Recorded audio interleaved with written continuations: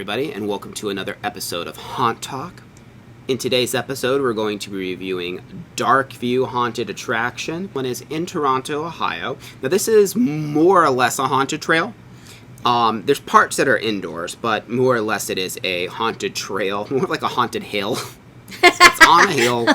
It's if you are not okay with going up and down elevations, this one has that.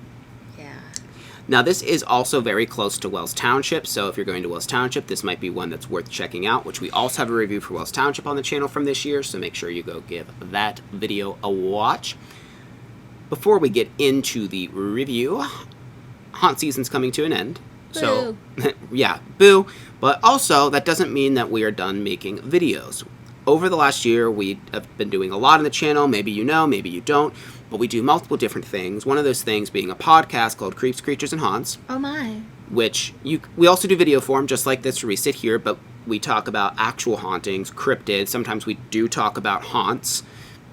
Why haunts is in the name. We've interviewed people, all that kind of stuff. Aliens. So if you're into, like, real hauntings and all that stuff, make sure to give that a listen.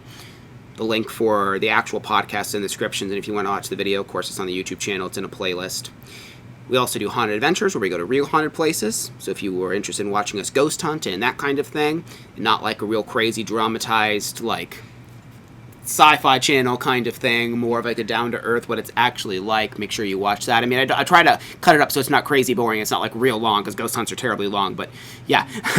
Watch that. We also go to like abandoned places. Sometimes we eat things and stuff as well. Those have been a little less popular, so we might be kind of trying to figure out different things. And that being said, if there's something you'd like to see us do, recommend it.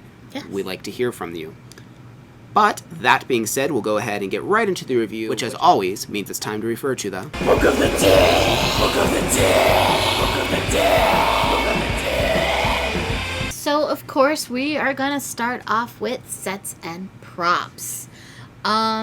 Like we said, this place is mostly a haunted trail. When you do get there, though, it has a really fantastic, like, kind of like a mini town thing going on. I should have took video, but I didn't. But yeah, like when you pull into this place, because for one, it's out in the middle of freaking nowhere. Oh my god, like boonies. You're just driving around, and all of a sudden you see all these lights, and you're like, it's real easy to know, like, oh, that must be the haunted house, because it just like looks like you pulled up to a giant circus in the middle of the woods, which is really kind of cool. Yeah, it is really cool.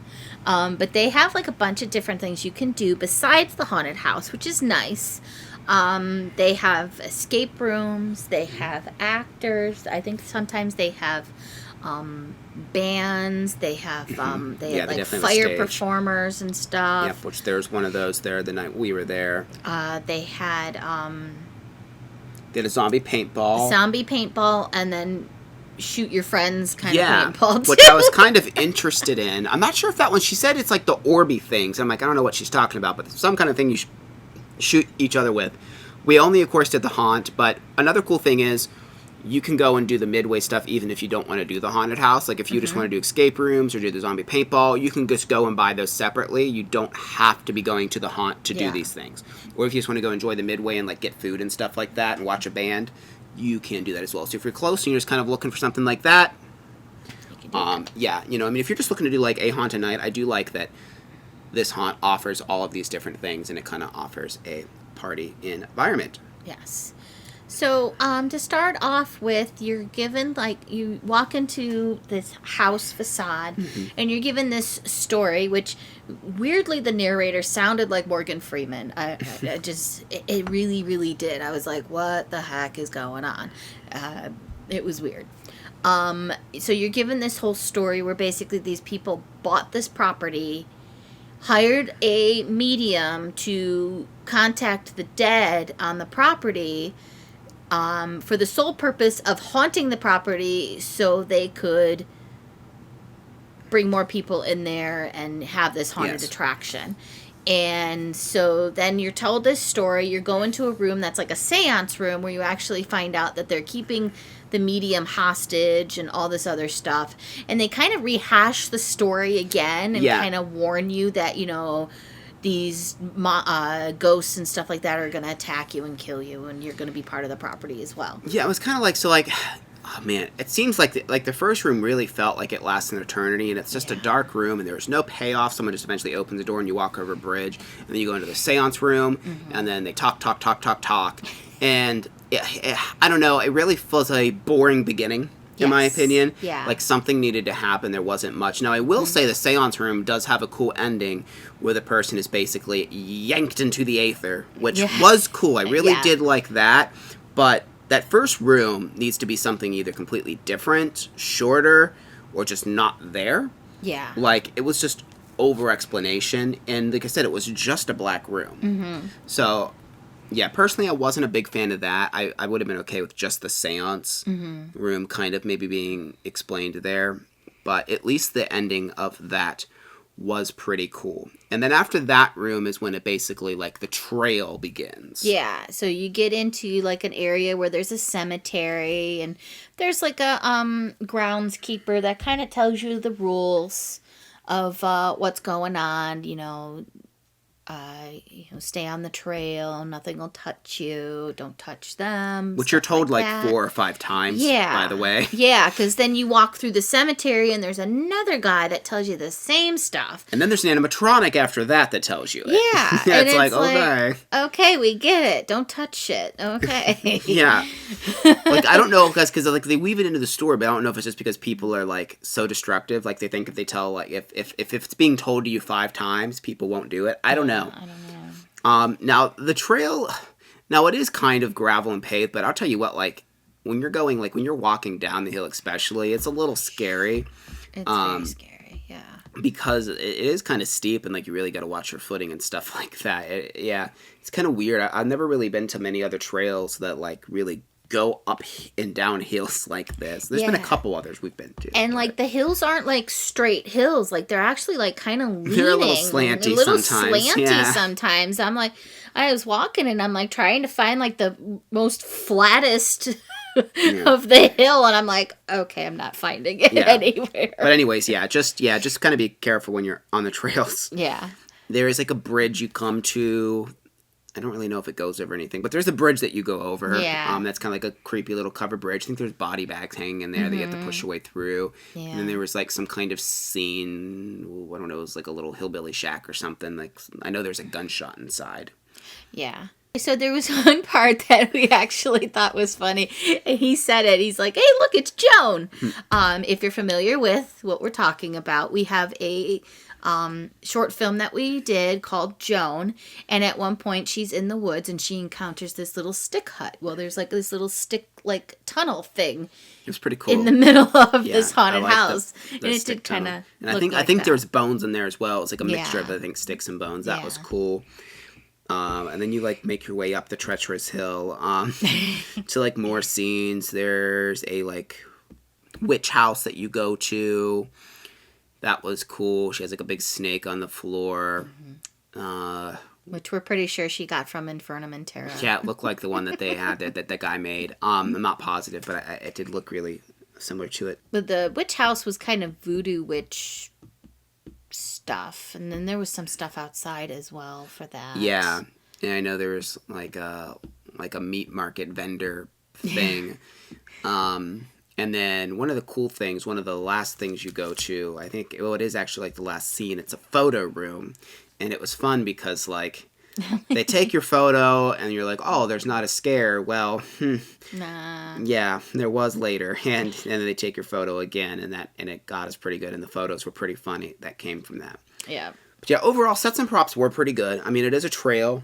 It's well lit, and like the cemetery scene was really cool, and a lot of this, like the scenes that were there were nice. I wish there was a few more scenes, and I kind of wish they did something a little bit different with the property. Like, I know they have so much of it taking up for this midway, but I wish some of it wasn't on this hill. Yes. Yeah, and I mean, that's kind of just a personal preference there, but just like the going up and down the hill thing, and it's can be a little bit much, I guess. And I do wish that first room, just needs to be something else. Just standing in darkness while someone tells you a story for like 5 minutes. So I don't know if it was actually 5 minutes, but it was a couple of minutes at least. It felt like a long time. It did. It just needs to be something else or have some kind of cool payoff. The scene needs to evolve. Yes, for sure. But we did, for the most part, like what we saw. So we did give sets and props an 8. So that's moving on to actors. So we're going to go back to the seance area. There was a guy in there, and I guess he was supposed to be one of the owners that, bought the place and is keeping the medium hostage or whatever. He was so awkward. It was really strange. Like, it almost felt like, I don't know if he was purposely trying to be, like, uncomfortable because, he was basically holding this psychic medium hostage, but it just didn't seem like he was comfortable in the scene. And it just kind of made it awkward to me. Yeah, it was a little bit awkward. Now, the girl that was actually the one that was, like, possessed or whatever in the seance, she was pretty cool. Though she didn't really speak. There was, like, dialogue under a speaker under the table, and she was, like, mouthing, like, the dialogue because, like, a spirit was supposed to be, like, using her body. Yeah, but she did a really good job. I mean, she was mouthing it she did do a good perfect. job. Yeah, she did mouth it really well. That was cool. And then, of course, like I said, she gets yanked back into the aether. There was quite a few times you do get stopped and, like, get told a story or, like, there's dialogue that's being said to you. Like I said, like, right after, when you're in the cemetery, there's a couple different people in there. There is a guy that stops you after the cemetery that, like, he has a spiel that he goes through, and he's the one that tells you about, like, don't go off the trail or, like, they'll kill you or whatever. Right. It is easy that there is a fair amount of jump scares, and it's easy for them to scare you, like when you're walking up the hill because you're trying to, like, watch your feet, like when you're walking up these hills and then people pop out, and because I know the chainsaw guy got me really good, because of that. There was a ghillie suit, but he was actually dressed like a plant. He had the ghillie suit on, and then he had, like, ferns sticking out. I don't think I saw him, but I've seen those before. Yeah, it was really cool. I thought that was really cool. I'm like, oh, he looks like a plant. That's really cool.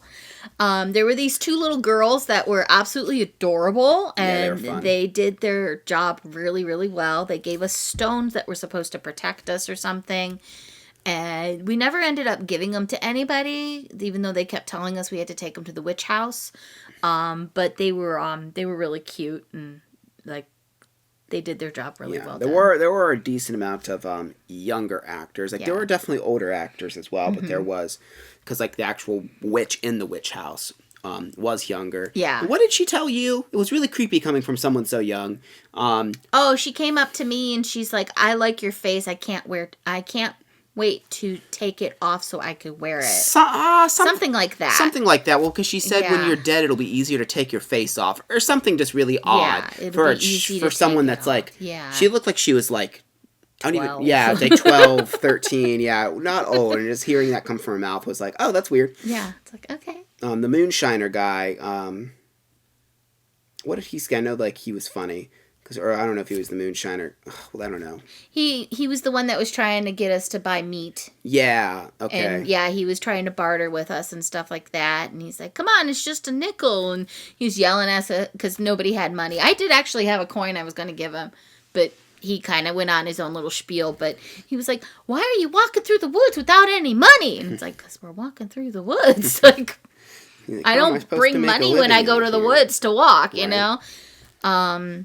They did have decent hiding spots, as I was saying, like, because you're distracted by just trying to walk on the trail, like, they just seemingly come out of nowhere, too, which is cool. And then I really like the girl in the photo room, because what'd she say when we walked in? She goes, she's walking to us, and she's got a big shotgun on her shoulder, and she goes, "So I'm gonna shoot ya with my camera." Yeah. Just the way she delivered it was really funny. The way she delivered it was perfect. Yeah, it was really fun. Yeah, it was really good. And she was really funny. And she had a whole thing about, like, how she was pissed because she had to dig herself out of her grave because these people brought her back from the dead.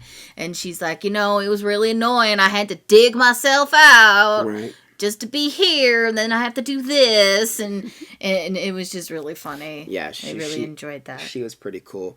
For the most part, we really did like the actors. There were a couple dead spots, as has been a thing this year with a lot of places. Especially, I think it was after that, the Moonshiner guy, as we called him, the one that was like, "Give me your money." I think it was after him, where there was like a good amount of path where we walked around quite a few different what looked like scenes, but nothing happened. Yeah. So there's also a couple like little awkward points where it just seemed like people weren't really comfortable with the dialogue that was given to them. But overall, we did like the actors. Some of them were really great, like the photo girl, the moonshiner guy, and then the two girls with the stones and that kind of thing, and the Witch in the Hut. They were all really good. We gave actors a 7.75. So that moves us on to scare factor. This one is a very family-friendly haunted house, I feel. Like we said, there wasn't a lot. There's a lot of other things to do besides the haunted house. So even if you have younger kids, they could go do that stuff while you go through the haunted house if you wanted to.